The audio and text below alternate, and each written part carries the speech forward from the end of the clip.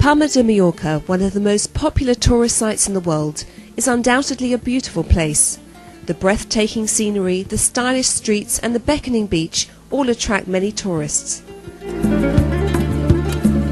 The powerful control of the church in the island, home to 4,000 inhabitants, has decreased in the past years, but it is still noticeably felt.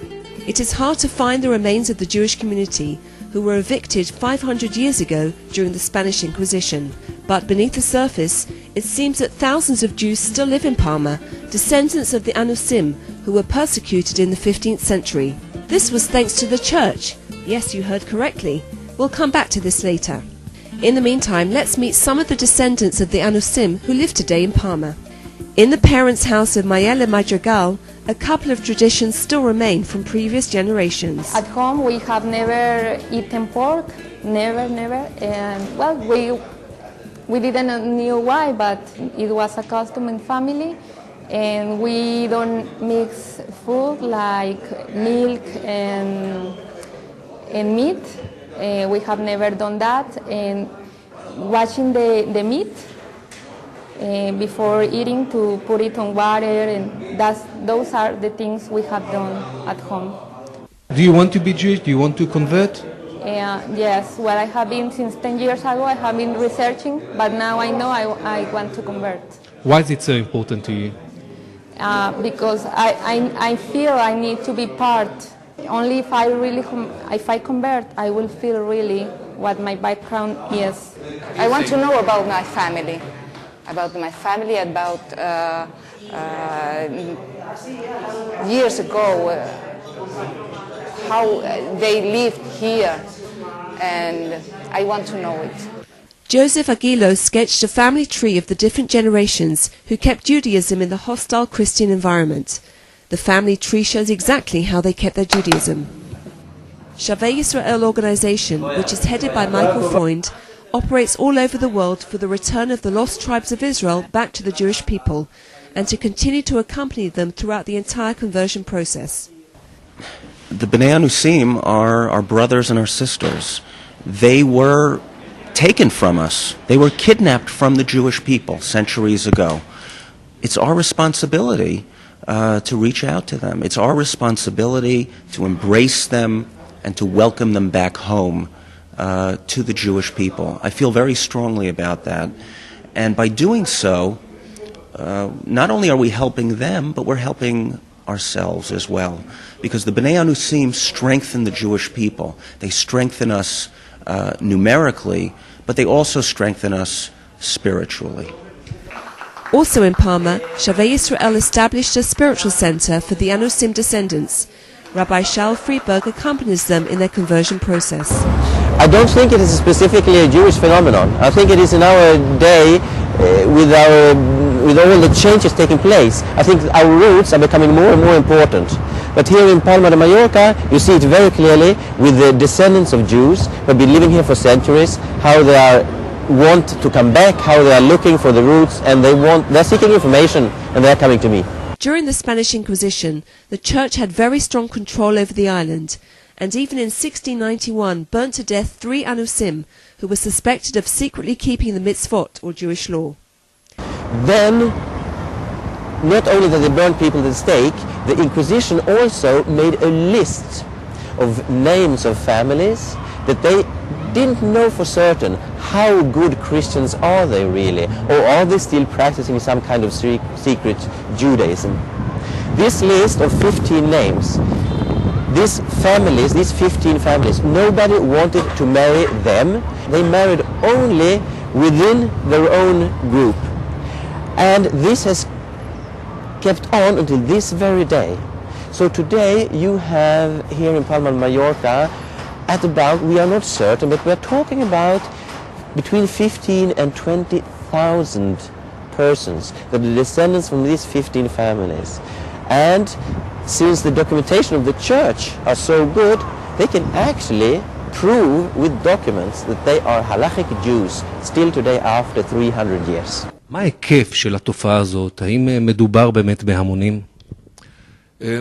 התופעה הזאת היא קודם כל תופעה קיימת. נדמה לי שיותר מאשר המספרים הדמוגרפיים, חשוב לציין את התופעה הזאת כתופעה רוחנית. עד ששבי ישראל התחילה לפעול במסגרת, גם במדינת ישראל וגם במקומות שונים בעולם, נדמה לי שהתופעה של בני הנוסעים הייתה מעין תופעה נסתרת, כדרכם של הנוסעים, תופעה שאם היינו שואלים אנשים במדינת ישראל, היו ללא ספק אומרים שזו תופעה שקיימת רק מעל דפי ההיסטוריה. והנה עכשיו אנחנו עדים לכך שהנוסעים זה לא רק תופעה היסטורית, לא רק בספרי היסטוריה, לא רק בספרי שאלות ותשובות, אלא זו תופעה סוציולוגית, זו תופעה רוחנית, שאנשים היום נושמים, חיים וקיימים, ועדיין מגדירים את עצמם כאנוסים או כבני אנוסים. How does your family, your friends, how do they respond to this step you decided to do? Some of them, they accept because they know how I am and they know that I have these feelings since a long time ago. So that's why they agree in this point. So I have not been having any problem about. But I know that many other people could not accept. But what I mean, the people surrounding me, close to me, they agree with me.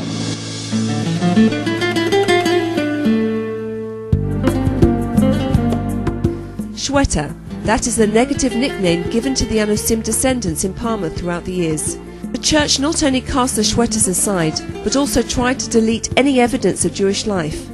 But during a short tour in the capital city of the Spanish island, we did manage to find that some evidence of Jewish life has remained, even after the last 500 years. Here in this building, the main synagogue was situated. The entrance signs are still visible. The Anusim descendants throughout the years used to walk along the wall and rub their hands smoothly and lovingly, despite the fact that the building was converted to a church. Other evidence we found was a small workshop of ceramic jugs. In the basement workshop, there is an entrance to a tunnel which has been sealed. According to tradition in the city, this tunnel which reaches the sea was an escape route for the Anusim who lived there. In the workshop we found jugs with patterns shaped as the Star of David and ornaments with the word Chai on them. Whoever wants additional evidence, here we go. The main decorative pattern on the central church is based on the Star of David. The Anusim who took part in constructing the building did not forget their origins and stamped it in the most noticeable position. Nice to meet you. The leaders of the church warmly hosted the chief rabbi and the members of Shavei Israel. So did the president of Majorka.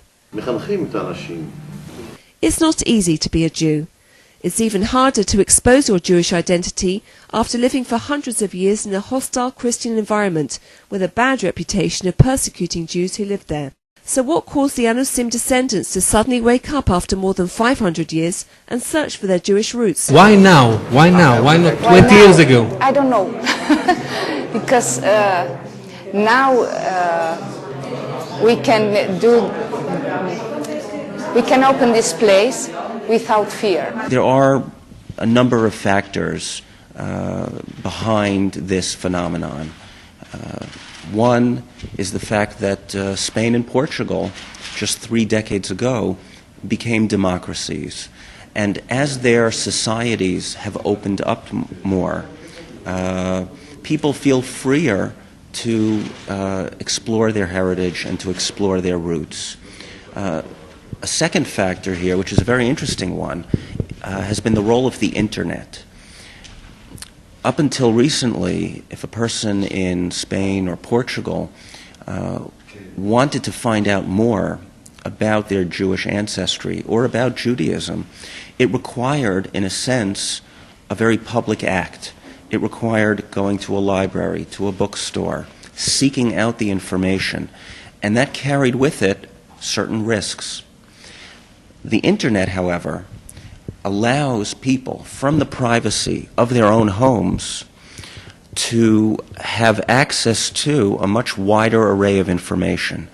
And it allows them, without revealing themselves, as it were, to their neighbors or their friends, to look into their past in a way that previously they weren't able to do so. I know this is like a trip I am doing, and it won't finish just one day until my life ends.